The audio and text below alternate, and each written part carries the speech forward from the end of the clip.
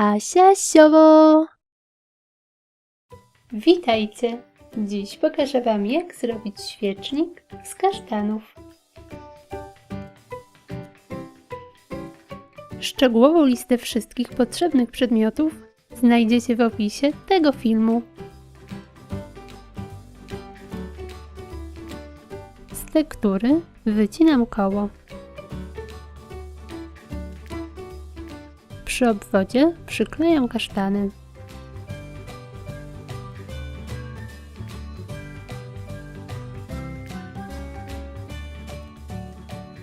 Wypełniam nimi też środek.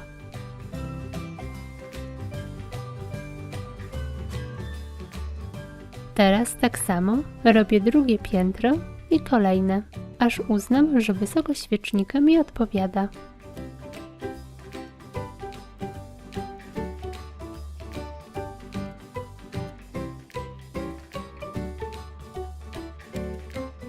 Pomiędzy kasztany wkładam kilka gałązek cisu.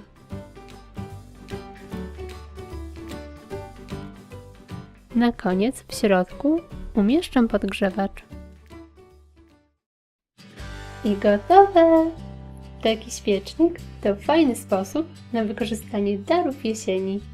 Do dekoracji zamiast cisu możecie oczywiście użyć innych gałązek. Zapraszam Was na mojego Facebooka i Instagrama. Pozdrawiam! Pa, pa!